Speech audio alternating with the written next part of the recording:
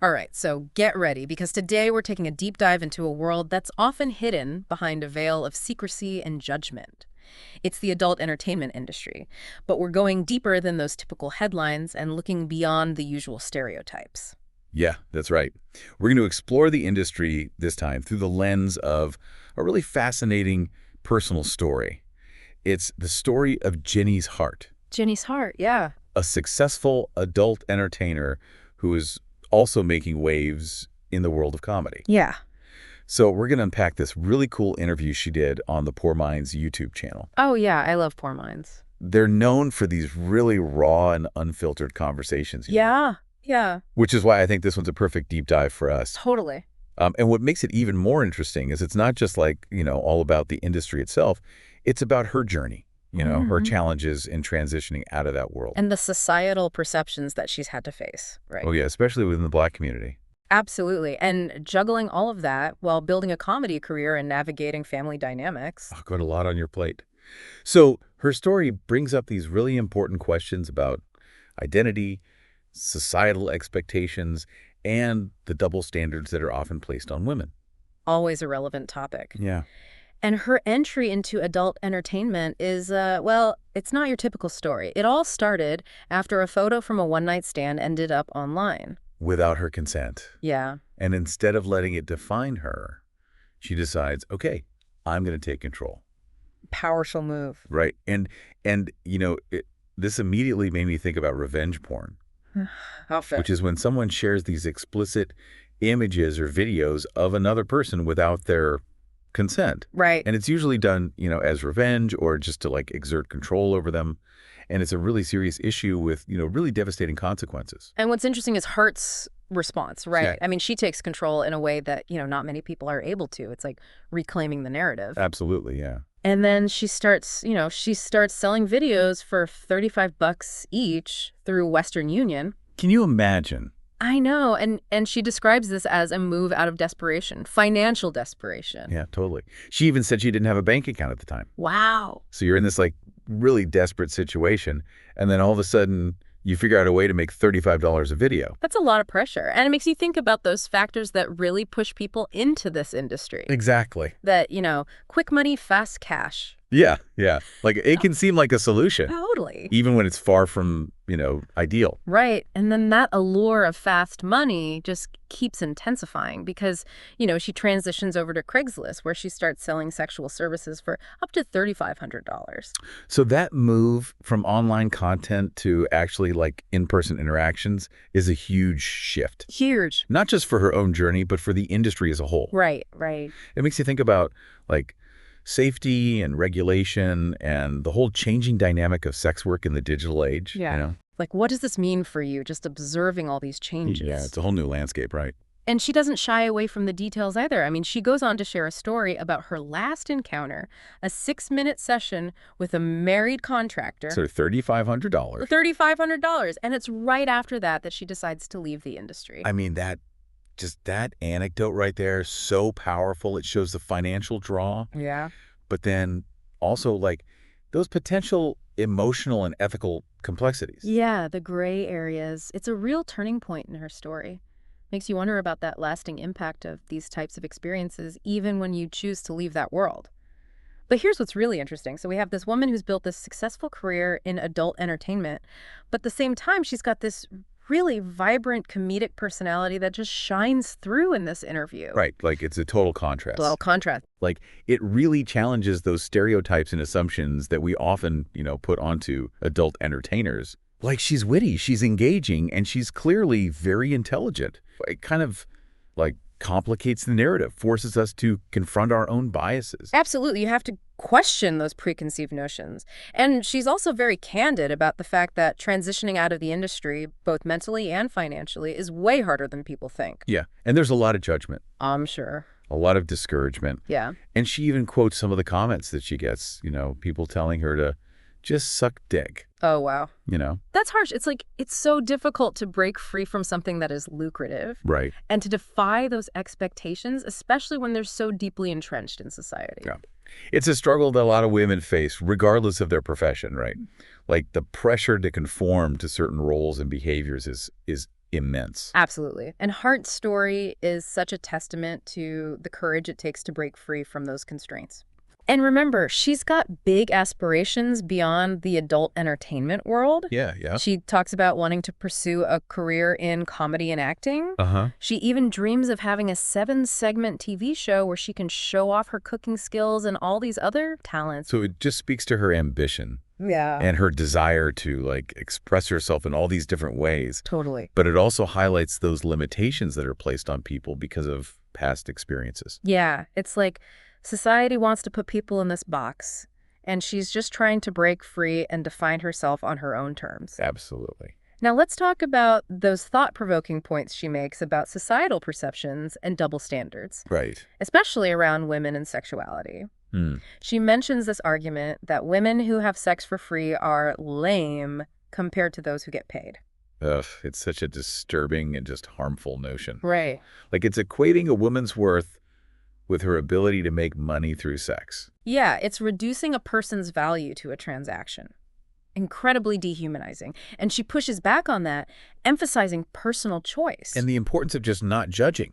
Yeah, Like, she believes in women owning their sexuality and their decisions, whether it involves money or not. right. And I think what's fascinating is that she connects this to the broader issue of women being objectified and limited by these societal expectations. Exactly. It's not just about sex work. It's about this, like, pervasive way in which women's bodies and their choices Yeah. are judged and controlled. It's like she's challenging that framework, right? Yeah. That perpetuates those double standards. And these aren't just like abstract ideas for her. She gets really real about how those past experiences in the industry have impacted her relationships Oh, for sure. and how partners perceive her financial stability. Right. Like, that's a reminder that those choices we make, especially in a realm as personal and potentially stigmatized as adult entertainment, it can have these long-lasting ripple effects. It becomes a part of your story.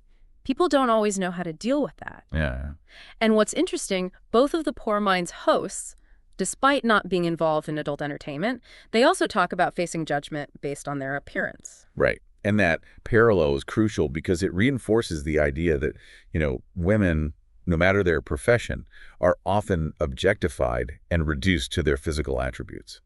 So it's like a wider societal issue. Yeah. It goes way beyond any specific industry. It's like this undercurrent of judgment that women constantly have to navigate. Yeah. And we know from past deep dives that this kind of objectification can have, serious psychological consequences. So now let's shift gears a little bit and look at Hart's family dynamics, because her family, especially her mom, had a really strong reaction to her career choice. It's a classic example of those generational differences in cultural norms coming into play. Right. She mentions that her mom has this religious background and she didn't have a lot of grace towards her. And it's such a complex issue, especially in the Black community, where those views on sex work are very much shaped by, their own unique cultural and historical factors. It makes you ask the question, how do you reconcile with family members who have these differing views on your chosen profession? Yeah. Especially when those views are coming from those deep-seated beliefs. Yeah, and it's a challenge for anyone who's navigating a career path that clashes with their family's values or their beliefs. Yeah. And it's even more poignant in Hart's case because of all the layers of societal judgment and the stigma around sex work, It's like she's navigating multiple layers of judgment, societal, familial, maybe even internal. Definitely. And we can't forget, she's a mom herself. Right. She's got 2 kids. A 12-year-old and a 2-year-old. Wow. And, she's so open about her own journey, but she's super clear that she wouldn't want her daughter to enter the adult entertainment industry. And that's an interesting distinction, right? Very much so. It suggests like a more nuanced perspective. Yeah. She's not like condemning the industry outright, but she is really aware of those potential pitfalls, Right. especially for young women. And she even expresses concern about young girls being lured into the industry by promises of wealth and luxury, without fully understanding those consequences. Which is a valid concern. I mean, Right. think about how social media glamorizes certain Yeah. aspects of sex work. Totally. And it doesn't really address those, complexities and the downsides. It's this distorted image, very alluring, but not the whole truth. Exactly. All right, let's get into some of those really important societal issues that her story brings to light. Let's start with race and class. She points out that white creators in this industry often earn significantly more than their black counterparts. Yeah, and that just highlights those deeply ingrained racial dynamics within the industry. You've got the fetishization and the racial bias within pornography consumption. I mean, this really reflects those larger societal issues, right, of Right. racial inequality. Yeah, sure. It's not just about individual preferences. It's about the systems, the power, the privilege that shape how we view and value different bodies. Right. And it ties directly into the whole issue of exploitation, right? Yeah. I mean, her story and the case that she mentions of that 19-year-old girl who allegedly contracted herpes from a famous male performer, it highlights those risks involved in this industry Yeah, absolutely. and the lack of alternative opportunities for young people, from disadvantaged backgrounds. Yeah, and the allure of easy money can be so strong for those who feel like they have limited choices, Yeah. and it makes them more vulnerable.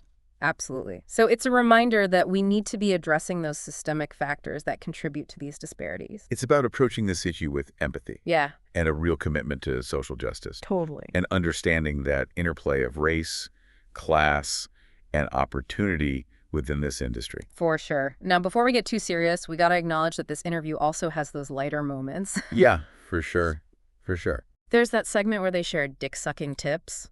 Oh, yeah. I mean, it's a very candid conversation, Yeah. unfiltered. Very poor minds. Yeah, yeah. One tip that stood out was let it slide down the throat. For a good gag.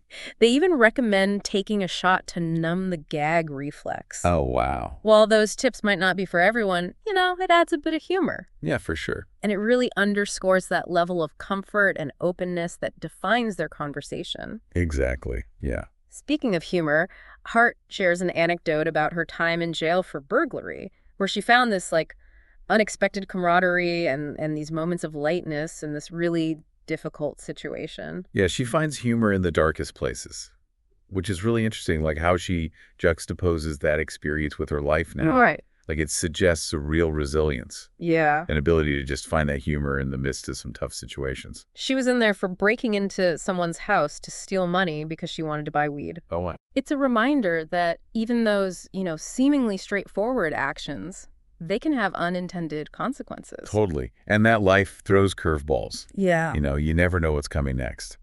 And even in a place like jail, human connection prevails. That's true. She talks about meeting a pregnant inmate who was accused of setting up her daughter to be molested. Oh, gosh. I know it's a heavy topic, but she manages to approach it with this mix of humor and empathy. And again, it's that blend of realism and wit, right? Yeah. Like she's navigating these really complex and disturbing situations with humor as a coping mechanism. Yeah, and it's interesting to hear the Poor Minds hosts share their own very different experiences in jail. One Mhm. finding it really challenging and the other finding this sense of community. Right. Like even in a shared experience, perceptions can differ so much. And what I really love is just their willingness to be vulnerable with each other and with their audience. Like Yeah. that's what makes this interview so compelling.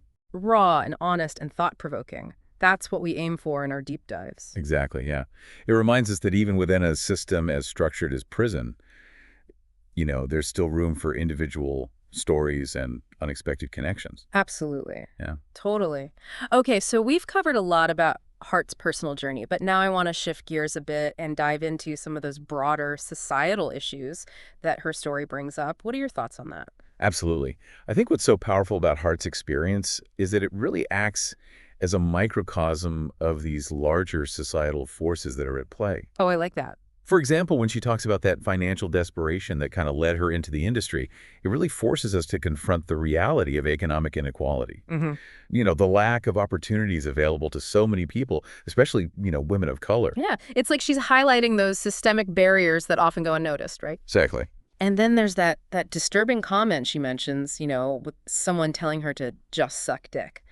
It's such a blatant example of the disrespect and misogyny that women in this industry, and frankly, women in general, often face. Yeah.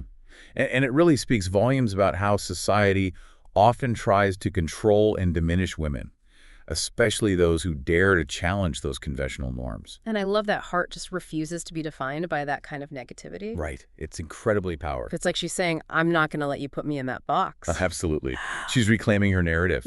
And her story really sheds light on that complex relationship between race, class, and the allure of easy money.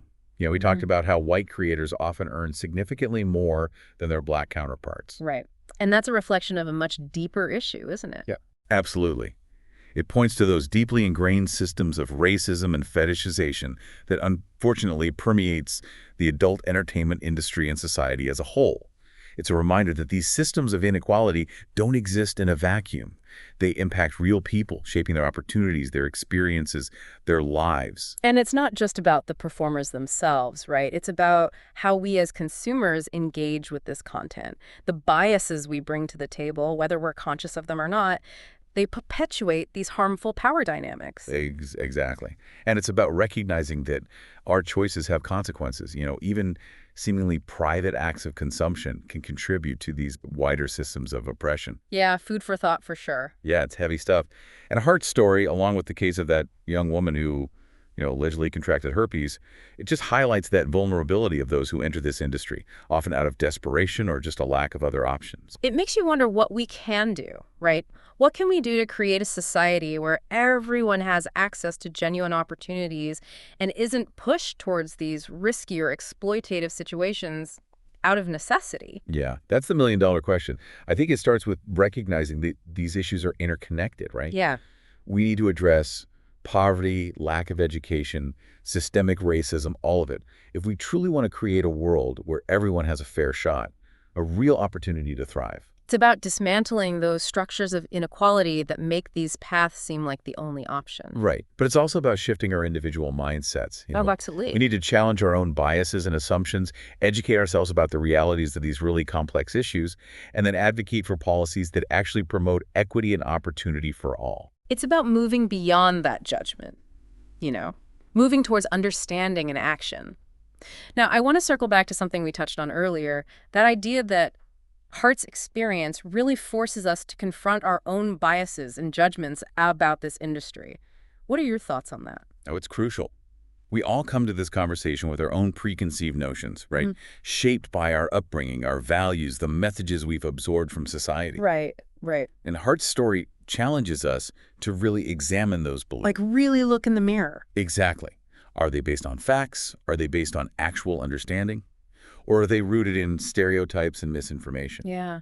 It's about being willing to question our assumptions, to really see the humanity in those whose lives and choices might be different from our own. Right, and recognizing that the people involved in this industry are just that, people. They Exactly. have their own stories, their own complexities, their own dreams, their own aspirations. Just like Jenna's heart, they deserve respect. They deserve dignity, regardless of their profession. I think that's such an important takeaway from this entire conversation, right? Absolutely. It's about moving beyond that judgment towards empathy and understanding. And recognizing that we all have a role to play in creating a more just and equitable society. Yeah. One where everyone has the opportunity to live a fulfilling and dignified life. Couldn't have said it better myself. Okay, we've covered so much ground today. From Hart's personal journey to these broader societal issues, what's resonating with you the most? Honestly, Hart's resilience. It's her refusal to be defined by those expectations or limitations that are placed upon her. She's forging her own path, using her voice to challenge that status quo, and inspiring others to do the same. Her determination to break free from those societal boxes, it's truly inspiring. It really is. It makes me think about how often we get caught up in our own narratives, afraid to challenge those expectations placed upon us. Right. It's a good reminder that we all have the power to redefine ourselves, to embrace our complexities, and to create our own versions of success and fulfillment. And that sometimes those most unexpected paths can lead to those most profound transformations. Now, speaking of transformations, I think it's really important to acknowledge that the adult entertainment industry itself is undergoing a major shift, especially with the rise of platforms like OnlyFans. That's a great point. It's really blurring the lines between traditional adult entertainment and mainstream content creation. What do you think this means for the future of the industry and for how society views sex work in general? That's a really complex question. It is. On the one hand, these platforms offer creators more control, more autonomy. Yeah. They can connect directly with their audience. They can bypass those traditional gatekeepers. They're taking ownership. Exactly. But then on the other hand, you have those concerns about exploitation, censorship, and the potential for these platforms to just perpetuate the existing inequalities. Right. Right. It's a reminder that technology is never neutral. It can be used for good, it can be used for bad, Exactly. and we need to be aware of the potential consequences. It's too early to say what that long-term impact will be, but it's definitely a conversation that we need to keep having. As technology keeps evolving, as societal norms keep shifting, we need to be mindful of how these changes are shaping that landscape of adult entertainment and the lives of those involved. And that's what it's all about, right? Staying informed, engaging in those thoughtful discussions, and advocating for policies that protect the rights and well-being of all individuals, regardless of their profession. Absolutely. And as always, it's about approaching these complex issues with empathy, understanding, and a real commitment to social justice. Couldn't agree more. Well said. Now, before we wrap up this deep dive, I want to leave our listeners with one final question to ponder, something we didn't explicitly cover today. Okay, lay it on me.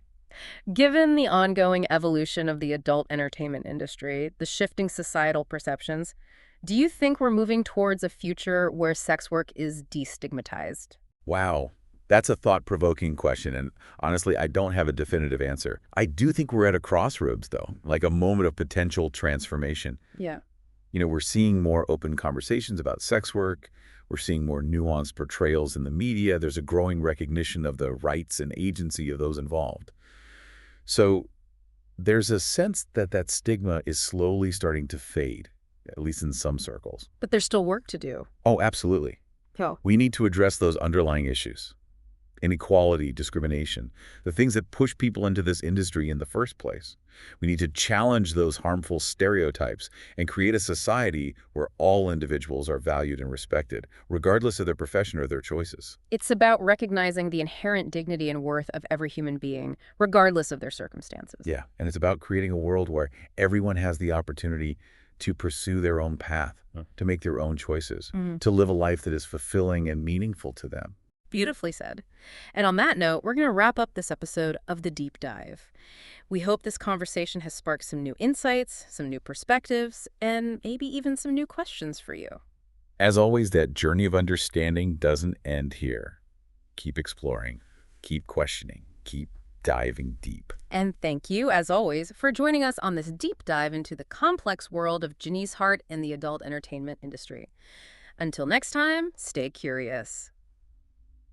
Wow, I don't know about you, but that conversation really gave me a lot to think about. Yeah, no kidding. Like you said, one person's story can really open up so many different avenues for discussion and reflection, right? Absolutely. And Janice Hart's story is definitely one that makes you think. It stays with you.